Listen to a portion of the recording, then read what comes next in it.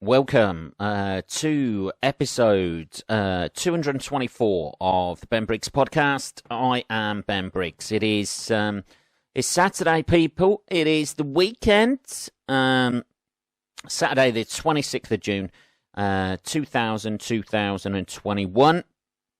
I hope you're doing well out there. Enjoying the start of your weekend. I say the start of my weekend because this is an early one. And the start of your weekend as well, depending on what time zone you are listening in. Obviously, I'm feeling. I feel a bit bloated right now. I had one of those things where I thought, I'll just have a chocolate biscuit before start the podcast. Have a cup of tea, which I have in hand at the moment, which I will now take a slurp of. And I thought I'd have one chocolate biscuit. It's never enough, is it? I've just hammered the whole packet, and to be honest with you, I feel a bit sweaty right now. Dear. It's like for some reason my body was craving chocolate, and now it's overloaded on it. Is that a thing? That's what people say, isn't it? Hey, man, you have too much sugar, you're going to crash. I've never experienced that in my life. Maybe this is the first time. This could be it. This could be the start of me experiencing sugar crushes or sugar rushes. But I certainly wolf them down. Anyway, something to be proud of, innit? We've all got to have ambition in life. And if my only ambition at the moment is to hammer a packet of chocolate biscuits when I only intend to have one, then that's the start, isn't it? That shows some sort of spirit is still left inside me. It's been quite a productive week this week. My return to stand-up is coasting along. Coasting along, is that right? Yeah. I've had a couple of gigs this week. Basically, I'm doing a soft start to it all. I'm just, after so long, without doing a gig because of the lockdown situation and all theatres being closed and all pubs and clubs being closed, I hadn't have gigged for about 6-8 months, something like that. So let's have a bit more tea, hang on. So I'm just getting back into it, really. With a bit of a soft start, but just trying to get back into feeling comfortable on stage again. Although you've got all that experience behind you, it is still a bit, because I've decided to scrap all my old material and start afresh. I'm basically starting afresh with new stuff. So in a way, it's almost like starting stand-up again because you haven't got anything. I'm not giving myself old material to fall back on, unless so at the minute I'm just doing new material nights and things like that, just to try and get this material up to speed a bit. I had one Wednesday night at NCF Comedy, which is a really nice night. It's a £2. Well, it used to be £1. Used to be £1 to get in. Now, oh Jesus, I can taste that fucking them chocolate biscuits, man. Anyway, it used to be like £1 to get in. Now it's £2. I don't know why that is. Whether it's coronavirus related, I have no idea. But yeah, it used to be £1. It's £2 to get in now, and people just go. It usually gets quite busy. A young student-y town in Nottingham. So you get like that young student-y sort of crowd, which, to be honest, everybody seems to complain about. The youth of today, you can't say anything in front of them without them fucking painting a banner, man. In my experience, it hasn't been the case.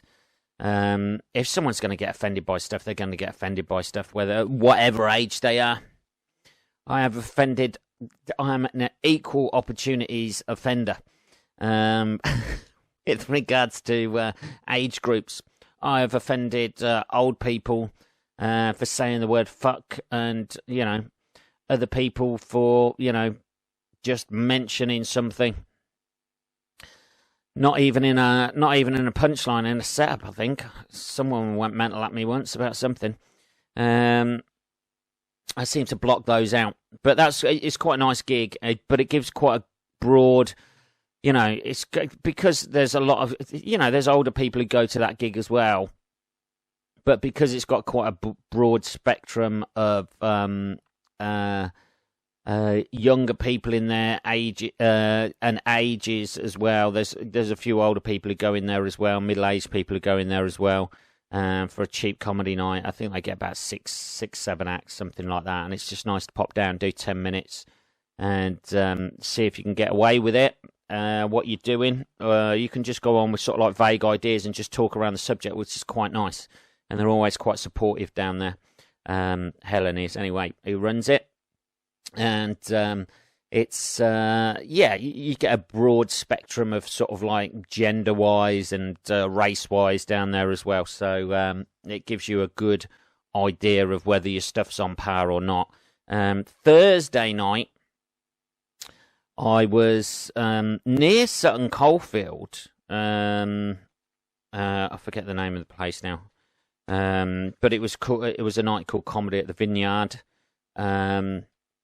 which is basically a very English phenomenon, which not the comedy night itself. I don't even know if it's a vineyard. I know it's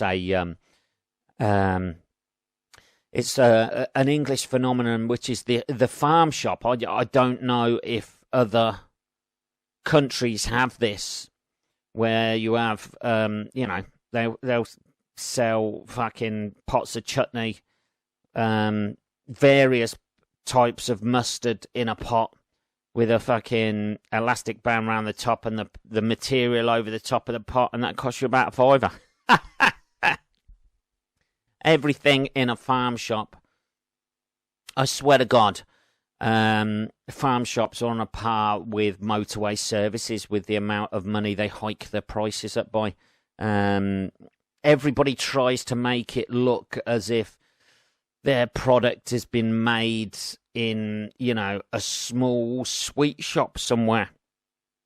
Whether that be chutney or mustard or, pickled onions with shit in. Everything looks homemade in a farm fucking shop, doesn't it? And there's some sort of like big pickled onion baron behind it all who's just found a way how to, everything's meant to come, like it's all the beer and that sort of thing they sell in there, a wine. This was made just down the road by Gerald, and Gerald's like an old guy with one eye and a fucking leg missing. He eats the grapes himself, he lets them ferment in his stomach, and then he pisses out the wine in a bottle. Oh, really? Yeah, that'll be £30 for that bottle of wine. Dear. He writes the label in his own shit. That's what he does. £30, produced locally. All these things. That's what we've got to do these days. That's what we're encouraged to do, isn't it? Buy local. That's what you've got to do. Buy local. Isn't it? Support these fucking shitty little shops that charge you the earth for something that you could buy off Amazon for about 90% cheaper and get it delivered to your doorstep. There's a reason why those shops aren't the size of Amazon. And also, saying about this, at one point, Amazon was that shop. Amazon was that shop, wasn't it, where he was running it out of his fucking garage? Because the only thing that's going to happen is everybody starts buying local. Then they start franchising those shops. They're all over the world then. Then they start driving down worker rights. And the next minute, they're exactly the same size as Amazon. I say don't shop local. Let them know where they stand. Just keep them to... keep them small. So they don't grow into the size of a multinational corporation like Amazon and affect the wages and standards of living of people worldwide and working conditions of those people as well. Just every now and again pop in a local shop, but don't get too carried away Because you know those people behind who are running those stores, they're not just going to be happy with one shop, aren't they? Oh, I just want to run this one shop and that. No, it's not. You want the big fucking mansion. That's why you're running a business, isn't it? Nobody starts running a business to just survive. Everybody wants to fucking, take over the world, don't they? That's my opinion anyway. Hey man, did you hear Ben Briggs saying about not shopping local? Yeah, don't do it. Don't do it. Cut them off now. Cut the head off the snake now. Before it's too late, and the next minute, that's the only place you've got to shop. Innit? The next minute you see sort of like fucking Old Mars sweet shop on every fucking corner of a street. And all they've got is like the picture of her outside, like looking like Colonel fucking Sanders. She's living in a fucking mansion, trying to drive down wages and working conditions. What do you mean we have to pay them for their breaks? Why do we have to pay you for your break? You're on a break. That's how it starts, people, innit? That's how it starts. Talking to people who have run successful businesses, John McAfee. This is the guy who runs the McAfee software, or came up with the McAfee fucking, what is it, like the it's safety software, innit? Is that that's not it, is it? Antivirus. The irony of that, John McAfee dying during a pandemic, and he came up with antivirus software. Hey, that's not lost. John McAfee has tobbed himself in prison. He went a bit mental, I think, didn't he? And the interesting thing about this is, on a regular basis, I always get spam email claiming to be from McAfee antivirus. I wonder if that'll continue. Whether the spammers will continue sending that out now he's topped himself. But he killed himself in... McAfee branded himself a parasite and claimed his future does not exist in his apparent suicide note. Oh, that's about the suicide of it. The suicide note that's come out. It comes... let's have a look. Yeah, I think he said something like he sent a text or something from prison. I think he was in prison in Spain and then got extradited to the US. And couple of days with him being in the US, he fucking mysteriously tops himself after sending a text saying, I am not going to kill myself. If this happens, it is murder. Interesting, to be honest. I don't know, how did he do it? How did McAfee commit suicide? Let's have a look. Hanging. They all do that, don't they? Oh, he was actually in a Barcelona prison. Autopsy shows John McAfee died by suicide in a Spanish prison cell. I thought he got extradited to the US, or was he?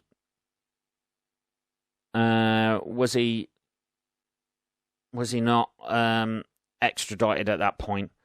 This is a big one for conspiracy theorists. I think he went a bit mental. There was something like he was living on an island somewhere, and he pulled a gun on somebody or something like that. I don't know.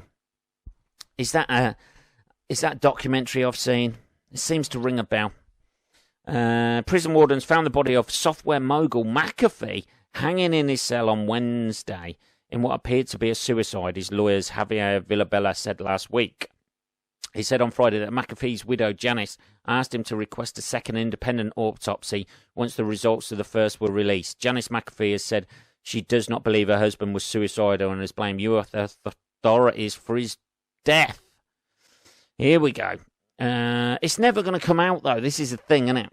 It's like this is the Epstein sort of like thing, isn't it?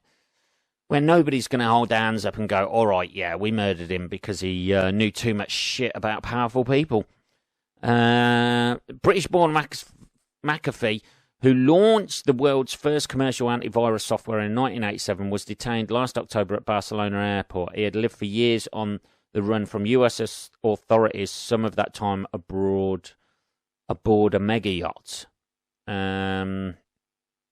He was indicted in the US state of Tennessee on tax evasion charges and was charged in a cryptocurrency fraud case in New York. Oh, right, okay. So he was basically wanted for fraud. They wanted, they're not going to, the old Americans ain't going to give up on fraud, as Al Capone well knows. Don't they usually get people on fraud because they can get them on that and stick them in prison for quite a long time when they haven't got specific evidence about other stuff? I don't know. But anyway, he's another high-profile person who mysteriously kills himself in a Spanish prison as well. I imagine that's not nice.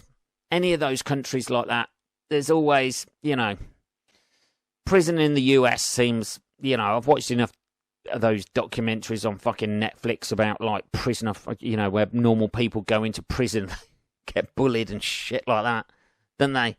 Even with all the cameras around them, they have to give up their fucking chocolates and shit like that. They can smell it a fucking mile off in prison, can't they? If you're, if I remember watching one of those things and some guy got punched in the face and he got his fucking, chocolate stolen off him. You just see the predators come round. It's like watching an Attenborough documentary where there's an animal injured and you just see the fucking hyenas just start to circulate and the fucking vultures just flying overhead because they know what's going to happen. You're going to give it that life up, aren't you? It's a difficult one, isn't it? You need to walk straight in there, slam somebody's head through a fucking window. Anyone else? That's it. I'd talk a good game anyway. So yeah, there is controversy about this. The suicide note has come out. Let's have a look. He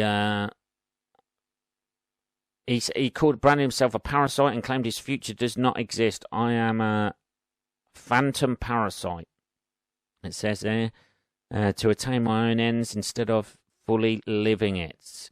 I want to count to my future, which does... what? I don't know. Jesus, there's a lot of crossing out on there. What did they do? Just give him one piece of paper and a fucking pen? I'm not sure that's... I don't know, man. That is the worst written suicide note. You'd at least try and... That's your last thing you're ever going to write. It kind of makes it look as though he's written it in a hurry. Doesn't it? As the guy comes in with a rope and he's just tying the fucking noose and slinging it up over the top, it looked like it was hurriedly scribbled down as he was looking at his fucking attacker.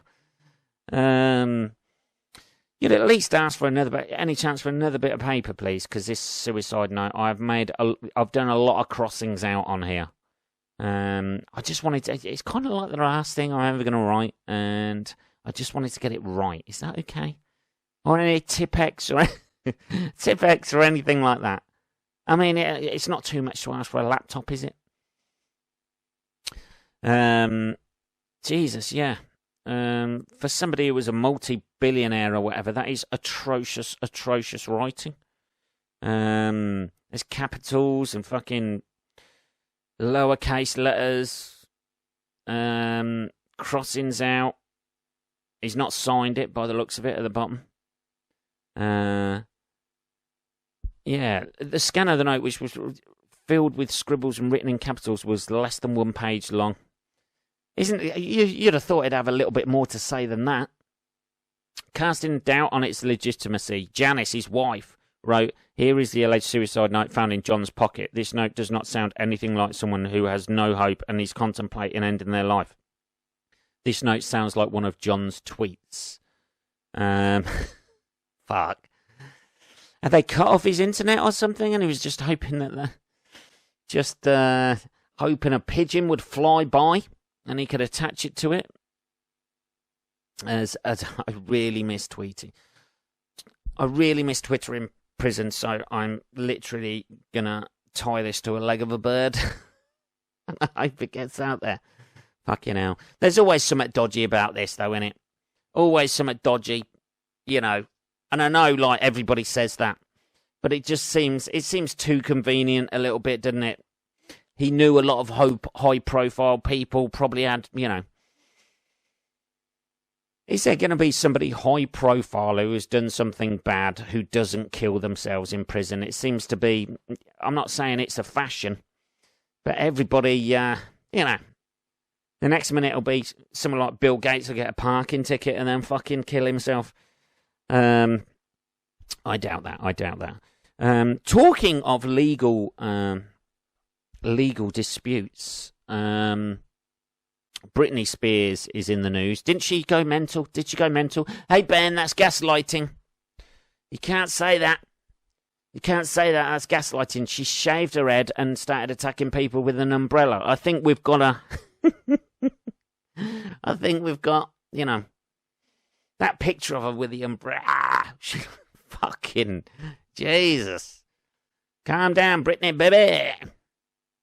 After she'd shaved her head and then just went mental with it. You realise it's bad luck if you open that inside. Britney Spears speaks out against her abusive conservatorship. In court, US pop star Britney Spears has launched a blistering attack on the abusive conservatorship. The conservatorship is it's like, isn't it like a family get control of all her assets and stuff like that, isn't it? That has controlled her life for 13 years. She said she was traumatized and cried every day, telling a judge in Los Angeles, "I just want my life back. I just want my life. I want my motherfucking..." Spears, 39. Jesus, is she? Also said she had been denied the right to have more children and was put on the psychiatric drug lithium against her wishes. Lithium, what's that do? Her father was granted control over her affairs by a court order in 2008. I bet he's fucking loving that. The order was granted after the star was put in hospital amid concerns over her mental health, and it has been extended for more than a decade since. Yeah, it just seems, again, a little bit too convenient that, you know, oh, she's gone mental. Don't worry, I'll look after her assets. 13 years later, and she's still being controlled by it. You know, well, you know, she went a bit strange that day, so we'll keep hold of her money. There's always something like that, isn't it? Always seems to be any sort of like child star seems to fucking... Didn't Macaulay Culkin take his own parents to court? And the Jacksons and all of that. Any sort of like child star seems to be... There seems to be a thing about pushy parents and fucking wanting to retain their money. The special hearing on Wednesday was the first time Spears was spoken in open court about a case. Conservatorship. Let's see what that... Conservatorship. Here we go. Conservatory furniture. Don't want that, do we? Conservatorship is granted by a court for individuals who are unable to make their own decisions. Holy fucking shit. They've basically said she's completely mental. Can't make her own decisions. We'll look after her money for the next 13 years. Don't you go fucking anyone now because you're not any babies.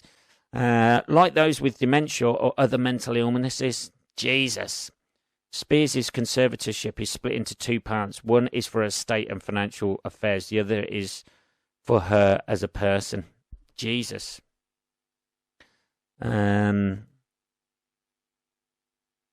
So it kind of seems like... It depends, though, doesn't it?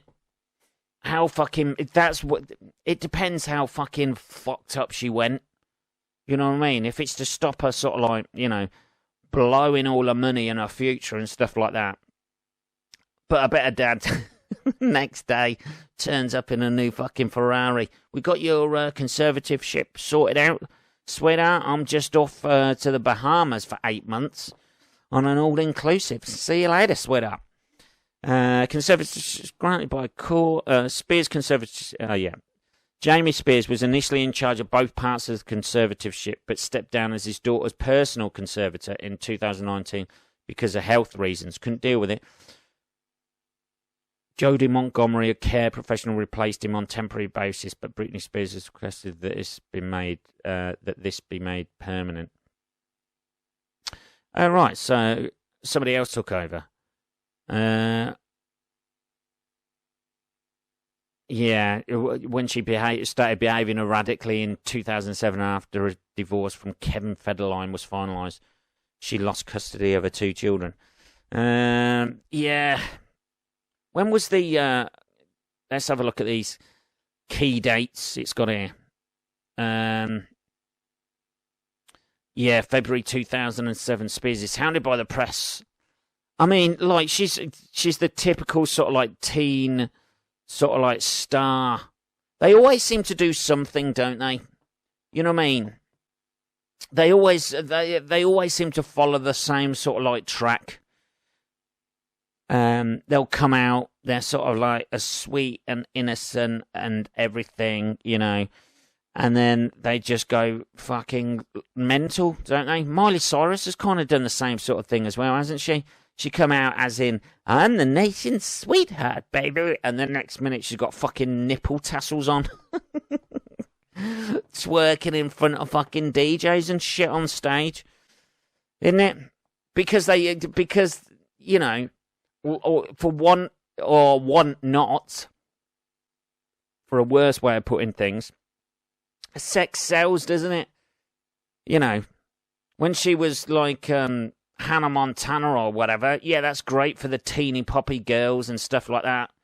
But those girls grow up, then, you can't have a 20-year-old fucking doing the Hannah Montana. Oh, I haven't even kissed a boy yet. But they seem to go from, oh my God, the Christian sort of like, oh no, I don't really have a boyfriend or anything like that, to some sort of fucking sexual predator. There doesn't seem to be any fucking stopgap in between that. It seems to be virginal girl to, fucking Madonna with no steps in between. Oh my God, have you seen Miley Cyrus? She's come out and she's wearing fucking all PVC for 2 years after starring in Hannah Montana. I don't know. That can't be good, can it? And you realise they're chasing that image because now, they're playing up to that, hey, I'm a strong, independent woman. Yeah, but I'm going to fucking wear the tightest, most figure-hugging shit so guys will buy my records as well. So teenage boys can whack off to me. I don't know. But, yeah. It does seem that they all seem to follow that thing. Maybe that's just the way the industry works. Is it? Maybe that says more about the music industry, because they all just seem like carbon copies of each other, don't they? You can tell a fucking Madonna song, but anything between Britney Spears, fucking Miley Cyrus, or Ariana Grande, is it? I don't know.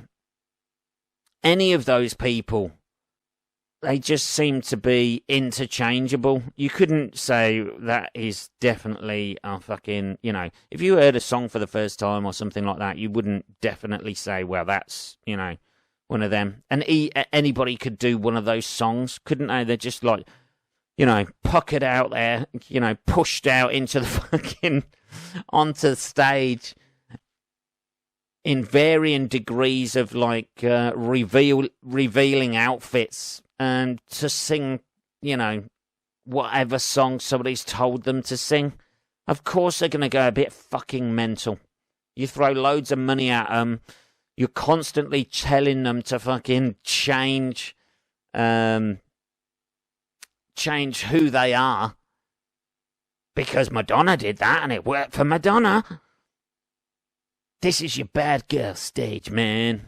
Maybe that's it. Maybe it's all a marketing ploy that they got wrong. This is your bad girl stage. We're going to shave your fucking head, amp you up on fucking drugs, and put an umbrella in her hand and see what happens. Ah, dear. But we're going to control all your money, baby.